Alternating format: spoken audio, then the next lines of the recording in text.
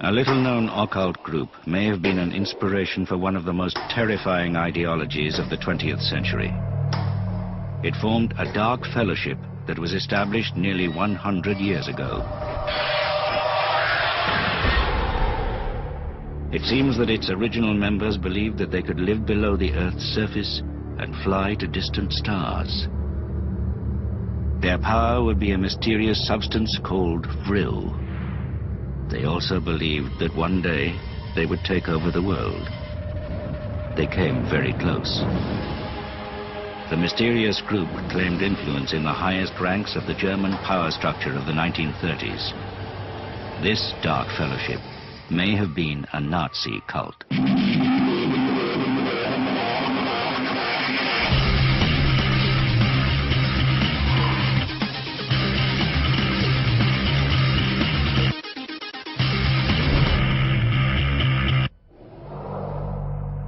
The stories of history's dark fellowships strike fear into many hearts. But what are the truths behind the stories?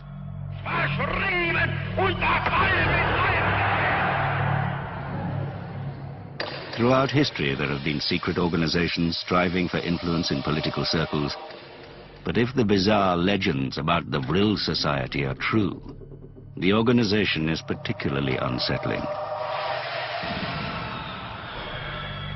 The Vril Society is the most mysterious German secret society ever in history. They were originally founded before the Second World War, and their influence reaches out even till today.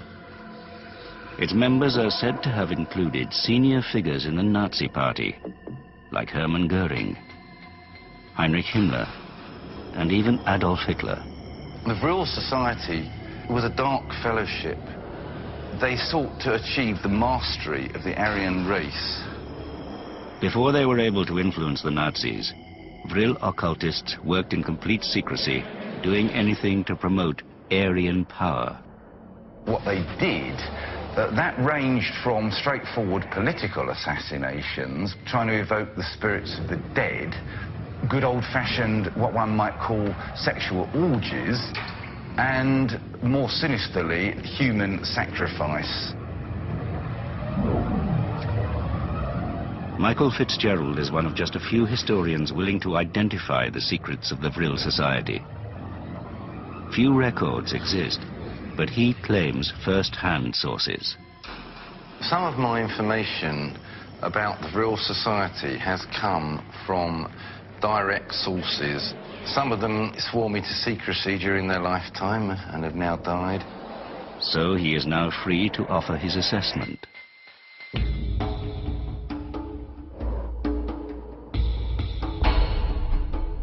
The Vril Society was a group of people founded at the end of the First World War, and it included many people who were to go on to become prominent in the Nazi Party.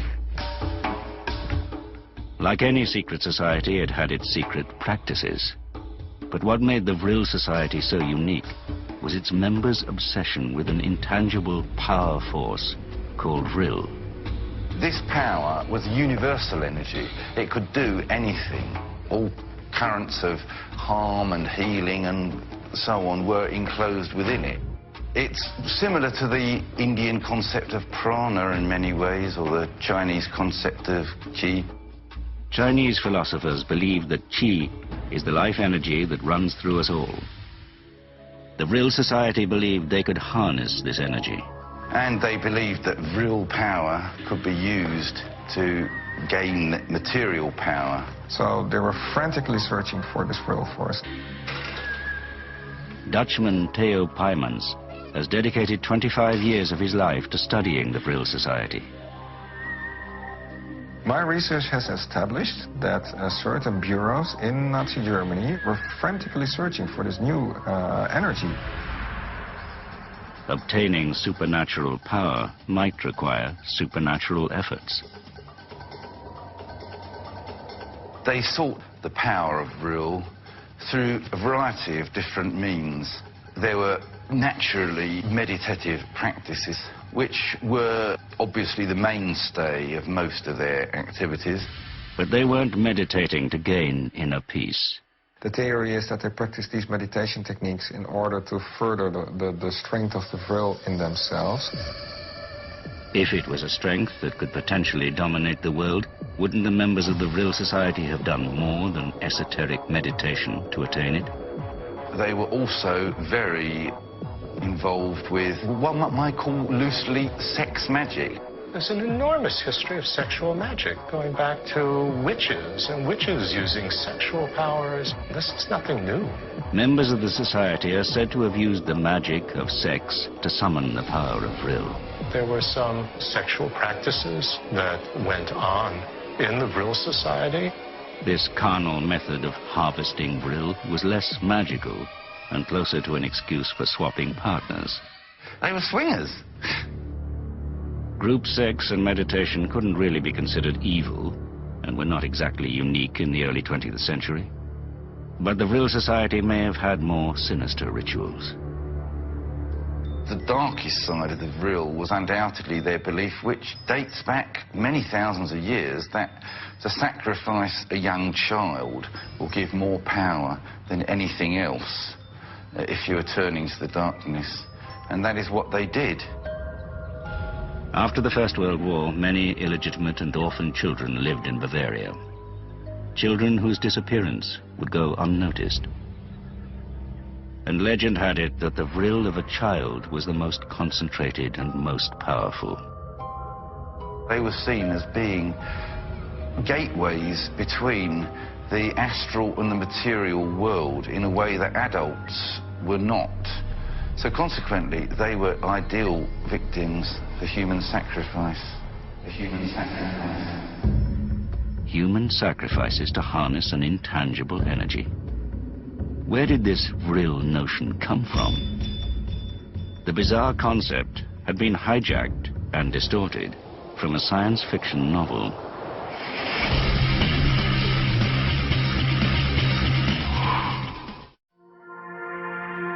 After the First World War, a bizarre cult called the Vril Society flourished in Germany. It took its name from a supernatural force, Vril, that could bestow immense power on anyone who could harness it. The concept of Vril was expounded in a book published in 1871 called The Coming Race, written by Edward Bulwer Lytton. In that book, he describes an underground race called the Vrilia. And they have complete mastery of the Vril force. And with that, they can do almost anything. It was pure science fiction, but it captured an audience and made them firm believers in Vril. And it feeds directly into the origins of science fiction as a mass popular phenomenon. In 1871, sci-fi was so new that some accepted the story as fact. The gist is that the hero goes caving and he falls through a crack and finds himself in a subterranean world inhabited by a race of super beings called the Vrilia, who live down there and who have access to this magical energy, this strange electrofluid called Vril. Vril? Vril. Vril. Vril. It gives them the power to do almost anything. They can use it to heal, they can use it to kill. They can also destroy mankind in the blink of an eye. And anyone who harnessed this power could wield it. The protagonist finds out in the course of the novel that a child could use Vril to destroy an entire city. So imagine if this Vril existed and got into the wrong hands. Could it be that some aspects of Nazi philosophy stem from ideas in a science fiction novel? Lytton's novel, The Coming Race, in many respects precursored at least some of the ideology that led to the final solution. This superior race, which is explicitly linked in the book with the Aryan races, can manifest and can control. And that just struck a chord in Europe particularly. And following the devastation suffered from World War I, some Germans desperately wanted to associate themselves with such a superior race. Perhaps nobody could believe that this science fiction was fiction.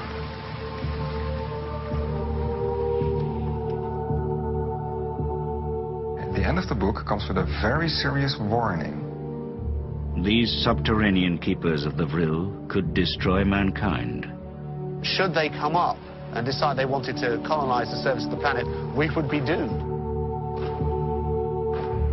It may seem a kind of tabloid truth that one would expect to find in sensational newspapers, but the Vril Society really were consciously dedicated to the service of evil, and by their impact on the founders of the Nazi Party, they instilled that evil into the senior leadership of what was to become the most evil regime in the 20th century. Most sources say that the Vril Society was founded in 1918 at a mysterious meeting in the Bavarian town of Berchtesgaden. It was a holiday center and would later house the country retreat of Adolf Hitler. It is said that in a mountain lodge, a group of occultists and high-ranking German nationalists secretly gathered to create a powerful inner circle called the All-German Society for Metaphysics, otherwise known as the Vril Society.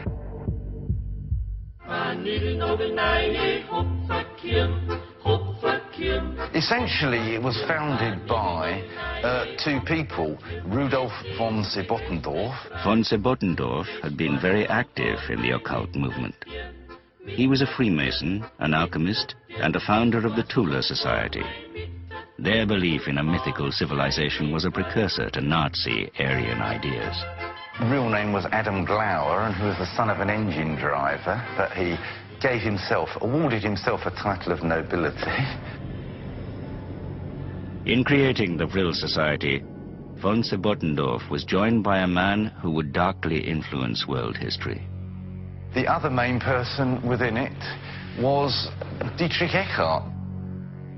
He was said to have strong powers of persuasion, particularly in his anti-Semitic writings. Dietrich Eckart was Hitler's closest personal friend between 1918 and his death in 1923. Eckart believed he was paving the road for Germany's own savior. He was, in many respects, a mad genius. And it's no accident he spent a great part of his time in and out of mental institutions. The founder of the Vril went by a very curious name. John the Baptist. And we all know that in the Bible, John Baptist is a sort of paver of the road for the true Messiah. Eckart was also one of the masterminds behind the Nazi Party. Eckart saw Hitler as the German Messiah. He saw him as the man sent to save the country. And he wasn't the only Vril founder who felt that way. It has been suggested that these two men were joined by two women, mediums responsible for finding the hidden occult truths and harvesting Vril. In those days, it was the golden age of what was known as physical mediumship, where not only were they forever moving objects and table turning and levitating, but also they used to produce a substance called ectoplasm out of their bodies. One of these mediums is said to have predicted the new German Messiah. During her state of trance, she declared that the apparition she had given form to was going to be the next German Messiah, who she proceeded to name as Adolf Hitler.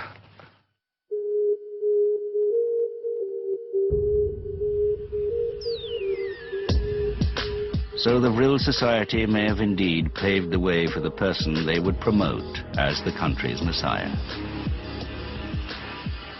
Their next step would have been to secure his ultimate weapon, Vril. They believed that that would give them power. This occult group of German nationalists may have grown quickly to become an elite inner circle of the Nazi Party. Many of the top leaders, including Hitler himself, were members of the Vril Society. Karl Harrer, Anton Drexler and Dietrich Eckart are three of the most important figures in the transition from the Vril Society to the Nazi Party. Eckart was considered the darkest of them all and dedicated to Hitler's success. He did have certain perverse gifts, and not least of which was his ability to train Hitler in the use of, you know, what one might loosely call the power of a human heart and human mind. Hermann Goering, commander of the Luftwaffe, was said to be a member. It is virtually certain that he was introduced to it in around 1920, probably by Dietrich Eckart. Alfred Rosenberg, minister of the Third Reich, probably a member. Rosenberg believed that the Aryan race was superior to every other, of course, and, you know, he believed that Jesus was not Jewish, but an Aryan. Rudolf Hess, deputy Führer, another likely member. Hess believed everything.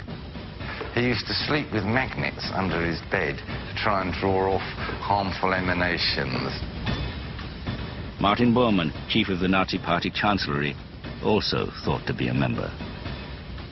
Martin Bormann was probably considered the most evil one. He was an avowed and open Satanist. He was quite categorical about his desire to exterminate Christianity as well as Judaism, because he saw Christianity as simply, as he called it, a Jewish perversion. And the most senior Nazi in the Vril Society, Adolf Hitler himself. Hitler was, by definition, a dark person, but he took advantage of the dark fellowship of the Vril Society for his own ends. Hitler is said to have used the frenzy surrounding this occult group to his advantage, manipulating its members. Not one of the members had an iota of his ruthlessness and, in a sense, intelligence. Hitler used any means that he could, including the occult fanaticism of the era, as a tool to help his rise to the top. And he saw the whole thing consciously as a means to an end, which was the transformation of Germany and the establishment of himself as its leader. But he did have some deep occult beliefs of his own. He believed to considerable extent that occult forces, or whatever one likes to call them, this Vril, had some kind of reality.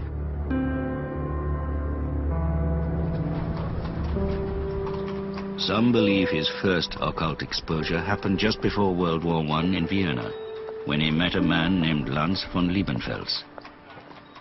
Von Liebenfels thought Hitler was a natural medium. Von Liebenfels was obsessed with the Aryan occult. He was known to frequent the ancient town of Carnuntum in Austria, where the Germans defeated the Romans in the 1st century. He invented a whole new religion that he called Ariosophy. And he made his bizarre beliefs known publicly. He published a magazine called Ostara, which was full of racial ramblings and bizarre occult philosophy. Hitler was allegedly an avid reader of Liebenfels' pamphlet. He actually physically advocated that the Jews should be killed simply for being Jewish. With this racist teaching, Hitler was one step closer to Vril and the final solution.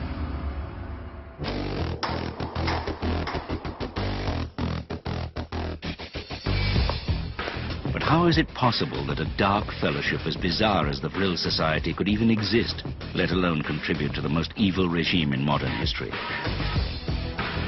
It has had an influence on world history out of all proportion. The confusion surrounding the era offers clues to the Vril Society's influence.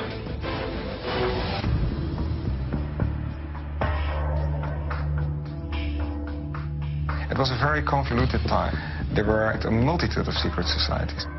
From about 1888, well into the 1920s, hundreds of secret societies formed, reformed, and gave birth to new and even more secret subgroups.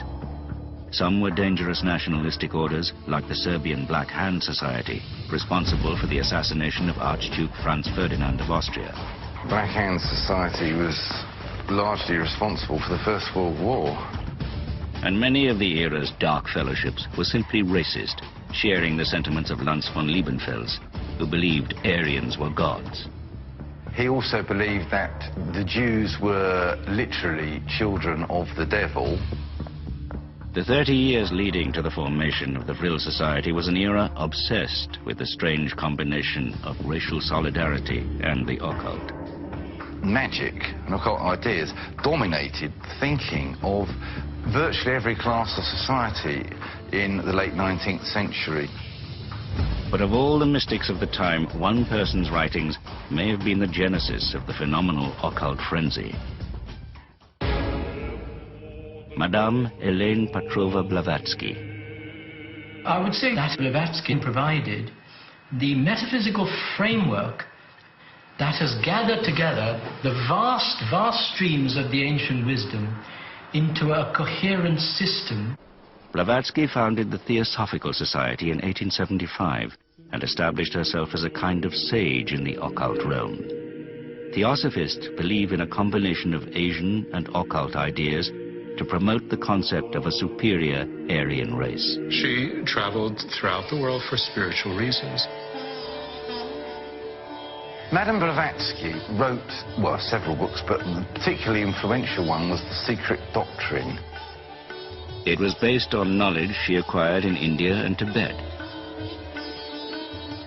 She claimed that she got her teachings from secret messages from Mahatmas in the Himalayas. This groundbreaking book, written in 1885, did something no other book had ever done. It combined science and religion.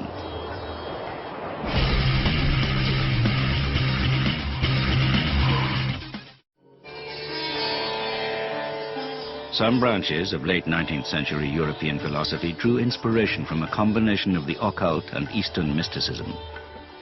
One leading proponent of these concepts was Madame Petrova Blavatsky, who managed to combine the precepts of both religion and science.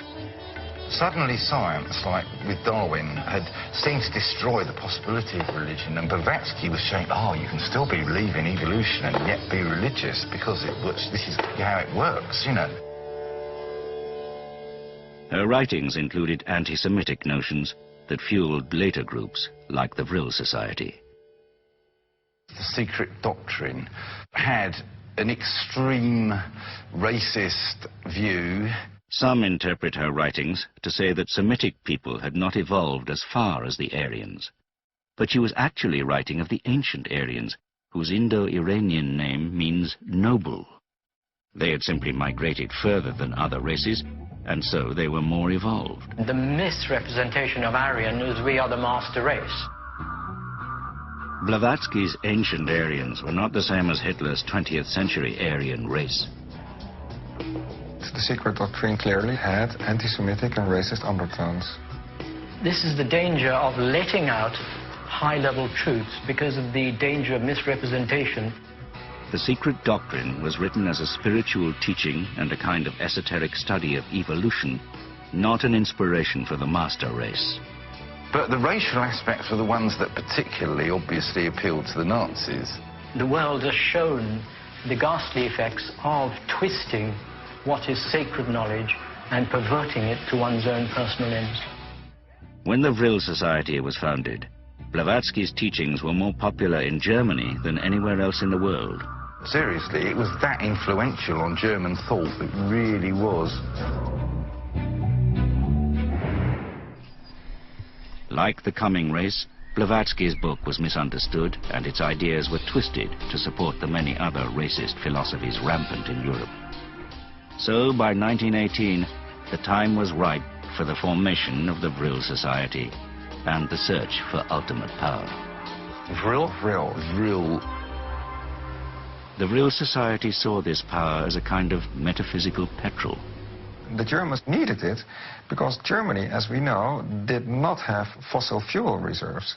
They had a method of creating synthetic fuels, but they were in desperate need for other energies.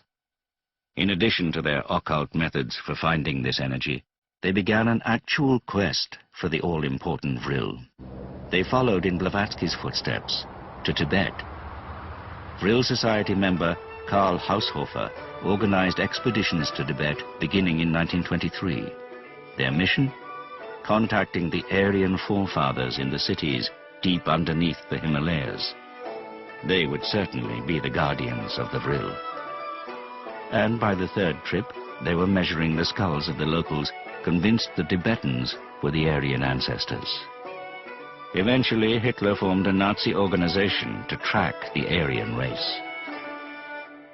They spent more money on that than the United States did on the development of the atomic bomb. That would be $20 billion in today's terms. For work that, frankly, produced no tangible results. And so, in the end, the Germans left. But whether they found Vril there or not, the Germans did bring back one very important thing from Tibetan culture, something Blavatsky had waxed poetic about in The Secret Doctrine.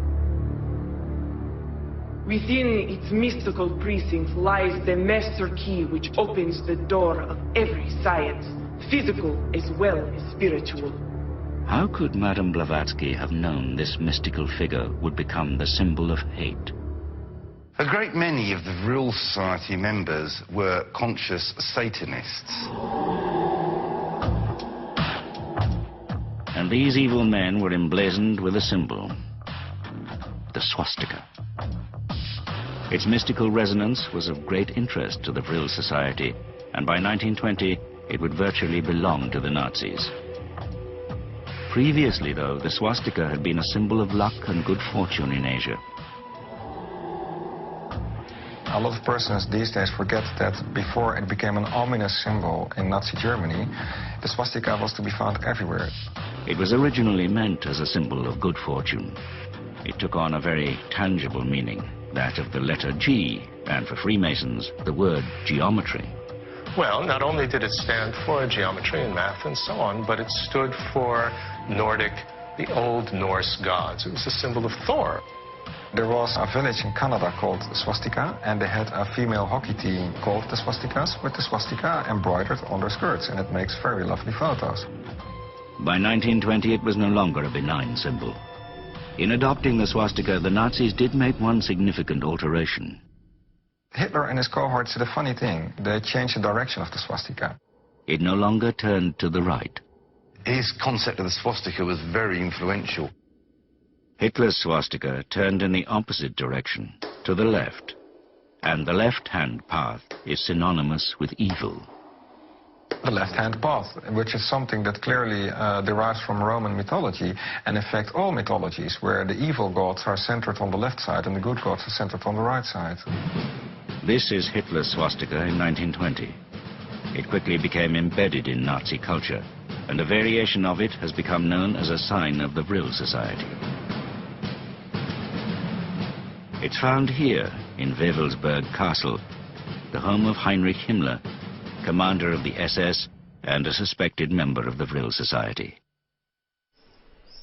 He was frantically searching for various means of winning the war, and in the end, one can say it turned him insane, although in my opinion, the seeds of his insanity were already there.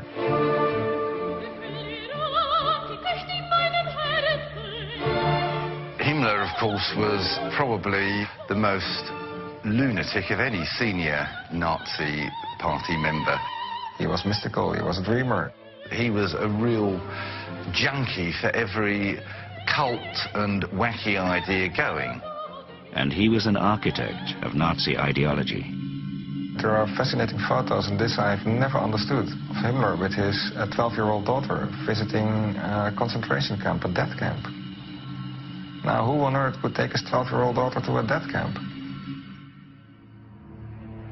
Perhaps only a man obsessed with absolute power would do that. And such a man would be the perfect candidate to renovate a 16th century castle as a Vril centerpiece. Within this castle we find a richness of symbols, of signs, and of occult things of significance that point towards his, well, the fulfillment of his dreams. The North Tower holds the darkest symbols. The North Tower clearly is the embodiment of all that Himmler felt was dear and precious to him, and it points towards an occult significance in his philosophies. A feature of the tower was the solar wheel, or black sun, the occult symbol for the Vril Society. Clearly this sun wheel meant a great deal to Heinrich Himmler.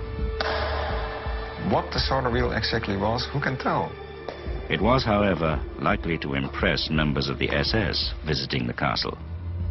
The SS was seen by Himmler as being part of a mystical order. Himmler wanted an imposing headquarters for his SS cohorts. He performed weddings and funerals for them here.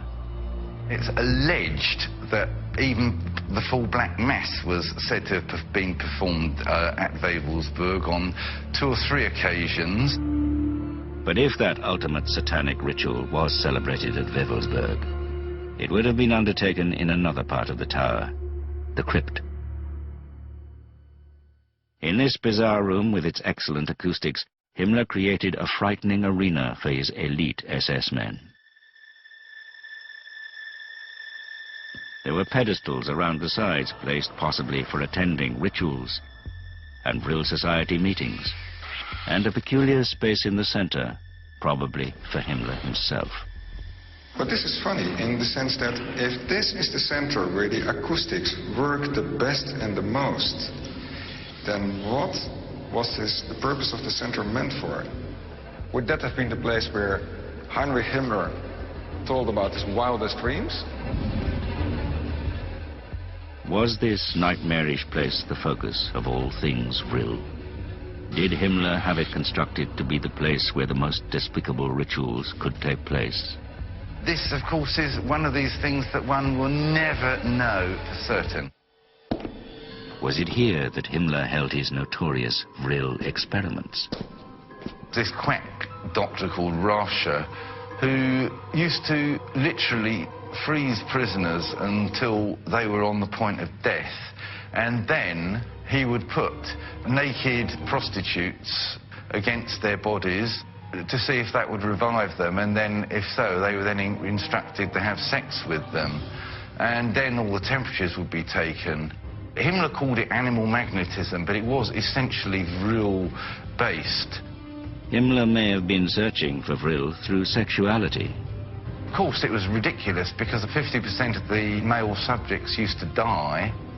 The experiments were undoubtedly inspired by Himmler's subscription to the notion of Vril. Were these experiments held here in Himmler's center or elsewhere within the castle walls? Unfortunately, there are no written records or living eyewitnesses to reveal with certainty exactly what occurred within the walls of Himmler's Wewelsburg. The Vril Society was unique among the secret societies of the era. One reason was that it included women as members. Every woman in the Reich stands ready as any man to fight and die in the service of the fatherland. And, you know, this is true. This is true. There were probably more women than there were men in many respects. Which is very important to realize, because a lot of the Masonic groups were male only, and a lot of the esoteric groups were male only. But not the Vril Society. After all, the females in the coming race were superior to the males. Women were seen, really, in a way, as being like almost divine. Women would have been welcomed because their feminine energy was required to properly attain Vril. But Hitler's personal view was far more practical. He actually felt that women were actually the soul of the nation and that they were going to carry on the legacy of National Socialism. It is believed that 2 women became senior leaders of the Vril Society. Countess von Reventlow was possibly the most well-known one. And it's possible that her prominence led to her death. She suffered a mysterious and fatal bicycle accident in 1918, shortly after the Vril Society's inauguration. She got executed. Countess von Riffenlauf's assassins were members of the German Communist Party, people strongly opposed to the National Socialists. Ludendorff's wife, who was the only other one that was of comparable importance, she broke with the Vril Society at a fairly early stage. That may have been when her husband, Erich Ludendorff, became disillusioned with politics and left the Vril Society and the Nazi Party in 1923. Most of the women in the Vril Society served 2 primary purposes. Sex was seen as a national duty. Following World War I, one primary purpose of women in Germany was to replace the lost soldiers by having many German babies. there was actually a huge drive towards birth to increase productivity. And the prospect of making babies took on an element of fun at the time. Anything that could be an escape or fun would be good. The Vril Society may have taken fun a step further into sex for occult power. To combine power with pleasure, it was kind of like nationalization of the sexual instinct. And in a dark fellowship, sexual instinct might invite sexual magic. Women in the Vril Society were often mediums. In an era obsessed with the occult, there were many practicing mediums, and mediums were typically women.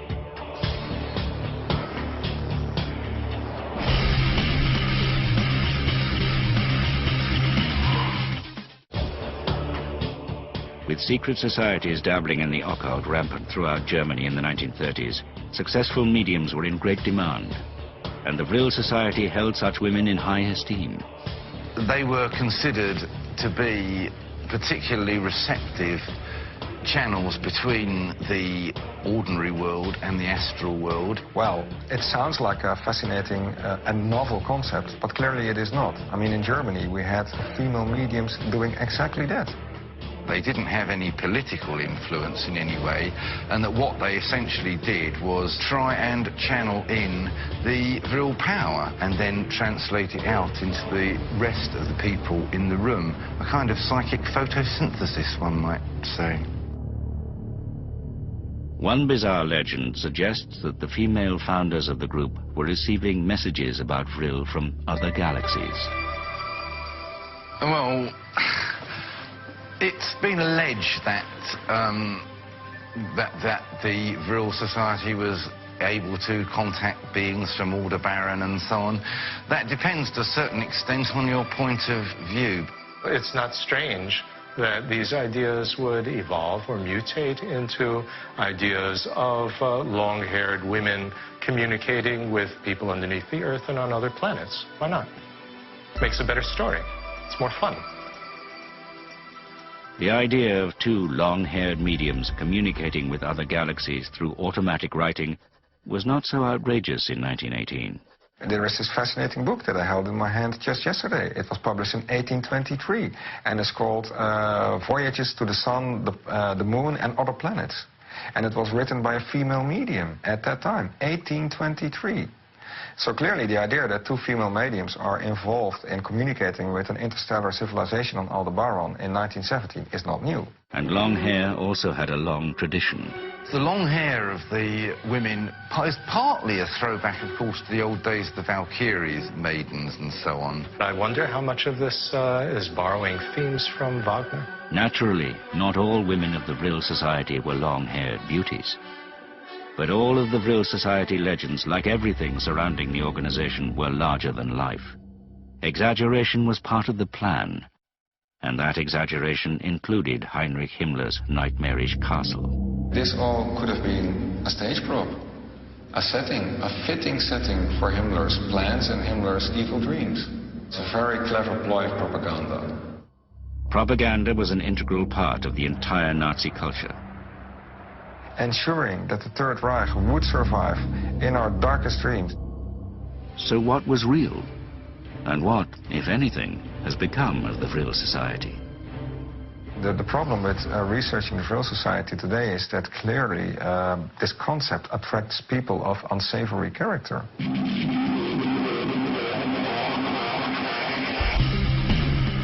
Today there are many people still obsessed with Nazis, Hitler, and the most evil side of the occult. They intermingle legend, fantasy, and propaganda with the scarce facts. Some also believe in the possibility that intergalactic flight could be achieved through the Vril Society. The Nazis were, at the very last 2 years of the war, working on secret project. Their ultimate scheme was the Flying Disc Project, a concept based on Vril Society ideas. We can clearly read in the 1930 pamphlets published by the Vril Society that yes, there were blueprints, There's even a whole chapter explaining what an ideal spaceship might look to them if the right technology was being used. Yeah, the real saucers were actual blueprints. I know that devices were built with the technology that the Vril Society was propagating well before the Second World War. We don't know for sure whether Nazi scientists created flying saucers, but the Vril Society did envision them. Am I skeptical of the whole Nazi UFO myth? Yes. On the other hand, there are certain tales that I still find hard to discount. But the evidence has vanished. The strange thing is that we know that these devices were built, but we can't find them anywhere anymore. It has even been suggested that Vril technology was adapted for the US and Russian space programs. I don't think so. I think they would be further ahead than anybody else on this planet. So we're left to wonder what became of Vril technology, and what became of the Vril Society. Well, the irony of history is that Nazi Germany, towards the end of the World War, pretty much evolved into becoming the Vrilja themselves. In some ways, Hitler's Nazis did become a subterranean society. They built bunkers connecting one Nazi member to another, and countless tunnels containing weapons factories. They did this, as is the official stance, because Allied bombers were bombing German cities and German factories into smithereens day after day, night after night. One place where they built weapons was the tunnel complex in Nordhausen. We know that they built their V-1s and V-2s there. Hundreds of very real V-1 and V-2 rockets, built underground, soared through the skies to destroy their enemies. It has been said that the V stands for Vril. If true, Nazis and the Vrilja have become one. My theory is that the search for this force changed themselves into, well, the carriers of the force. More than 60 years after the fall of the Third Reich, where are the remnants of the Vril Society? Are they gone? Or are the ancient relics hiding away somewhere? Does a new regime exist among us, still plotting and scheming? When you look at the tapestry of signals that I'm receiving, that I have received over the years, one can say that yes, there still is a Vril Society, but not comparable to what it was once before. There still could be devotees of a fictional power amongst us today. Vril in itself, if it had been there yesterday, it still is here today. And Vril belief does still exist. Every atom is basically 99% Vril energy. Today in America, a small religious organization exists called the Church of Vrilology, where Bob, the Vril master, calls on the Norse gods for Vril balance. Hail Odin! Though they seem a bit different than the norm, the Church of Vrilology is not the remnants of the evil Vril Society. They're simply a group of people trying to find their way to the light. What we teach is to develop a relationship between the subconscious and the conscious so that we can, through the conscious mind, take the Vril energy and transform it into what we want in our lives.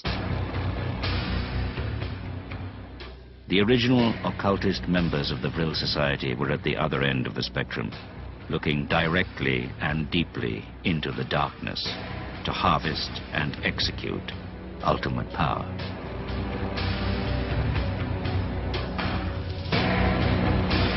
New for Investigation Discovery here tomorrow night at 10. There are 2 brand new episodes of Crime Scene USA Body of Evidence. Next tonight, though, a predatory rapist takes an accomplice in Couples Who Kill.